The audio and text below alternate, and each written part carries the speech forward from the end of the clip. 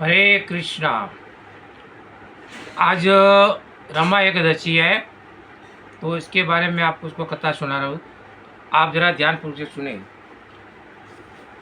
धर्मराज युधिष्ठिर ने पूछा, जनार्दन, मुझ पर आपका स्नेह है, अतः कृपा करके आप बताइए कि कार्तिक के कृष्ण पक्ष में कौन सी एकादशी होती है। भगवान श्री कृष्ण बोले, हे राजन, कार्तिक गुजरात महाराष्ट्र के अनुसार आश्विन के कृष्ण पक्ष में रमा नाम की विख्यात और परम कल्याणमयी एकादशी होती है। यह परम उत्तम है और बड़े बड़े पापों को हरने वाली है। पूर्व काल में मुकुट नाम से विख्यात एक राजा हो चुके थे, जो भगवान विष्णु के भक्त और सत्य व्यक्ति थे। अपने राज्य पर निष्कंठ शासन करने वाले उन राजा के यहाँ नदिया में श्रेष्ठ चंद्रभागा कन्या में रुत्न हुई। राजा चंद्रसेन कुमार शोभन के साथ उसका विवाह कर दिया। एक बार शोभन दशमी के दिन अपने ससुर के घर आए और उसी दिन समूचे नगर में पूर्वजन पिंडोरा पिटवाया गया। एकादश के दिन कोई भी भोजन न करे। इसे सुनकर शोभन ने अपनी प्यारी पत्नी चंद्रभागा से कहा, हे प्रिय, अब मुझे इस समय क्या करना चाहिए, इसकी शिक्षा दो।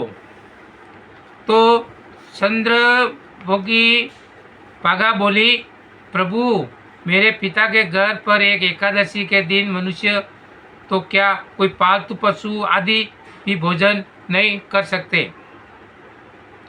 प्राणनाथ, यदि आप भोजन करेंगे तो आपकी बड़ी निंदा होगी।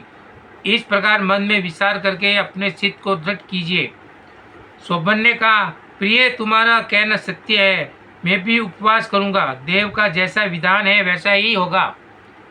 भगवान श्री कृष्ण बोले कि हे, इस प्रकार दृढ़ निश्चय करके शोभन के व्रत में नियम का पालन किया, किंतु सूर्योदय होते होते उनका प्राणनाथ हो गया। राजा मुकुंद सुन ने शोभन का समोचित दाह संस्कार करवाया और चंद्रभागा की पति का पारलौकिक कर्म करके पिता के ही घर पर रहने लगी।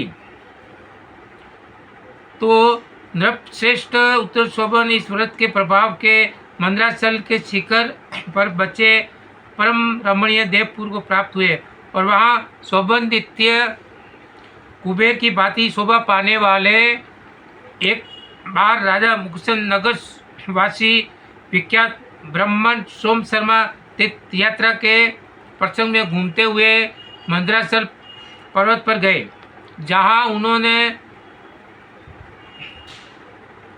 शोभन दिखाई दिए और राजा के दावान को पहचान कर वे उनके समीप गए। शोभन भी इस समय श्रेष्ठ सोम शर्मा को आया हुआ देखकर शीघ्र ही आसन से उठ खड़े हुए और उन्हें प्रणाम किया। फिर क्रमश अपने अश्वत्थ राजा मुकुंद प्रिय पत्नी चंद्रभागा तथा समस्त नगर का कुशल क्षेम पूछा, हालचाल पूछा। सोम शर्मा ने कहा, राजन, वहाँ सब कुशल हैं, आश्चर्य है, ऐसा सुंदर विशीर्ण नगर जो कहीं किसी ने भी नहीं देखा होगा। बताओ सही, आपको इस नगर की प्राप्ति कैसे हुई। तो शोभन बोले, त्रिजेंद्र, कार्तिक के कृष्ण पक्ष में जो रामा नाम की एकादशी होती है, उसी का व्रत करने से मुझे ऐसे नगर की प्राप्ति हुई है। ब्रह्मा मैंने सद्राहीन होकर इस उत्तम व्रत का अनुष्ठान किया था, इसलिए मैं ऐसा मानता हूँ कि ये नगर स्थायी नहीं है। आप मुकुंद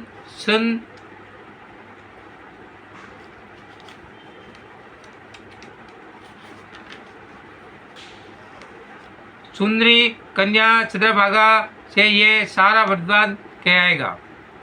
शोभन की बात सुनकर ब्राह्मण मुकुंद सुन में हो गए और वहाँ चंद्रभागा के सामने उन्होंने सारा वरदान कह सुनाया।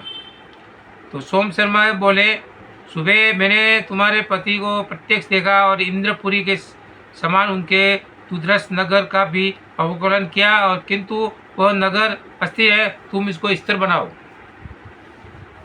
तो भगवान श्री कृष्ण बोले, हे राजन, चंद्रभागा की बात सुनकर सोम शर्मा उसके साथ ले मद्रासल पर्वत के निकट वासुदेव मुनि के आश्रम पर गए और वहाँ ऋषि के मंत्र की शक्ति तथा एकादशी सेवन के प्रभाव से चंद्रभागा का शरीर दिव्य हो गया।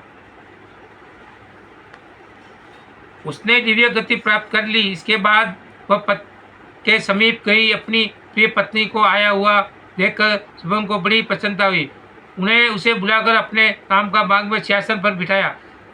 तदनंतर चंद्रभागा ने अपनी प्रियतम से ये प्रिय वचन कहा, नाथ, मैं हित की बात कहती हूँ, सुनिए। जब ये प्रिय वचन कहा तो नाथ, मैं हित की बात कहती हूँ, सुनिए।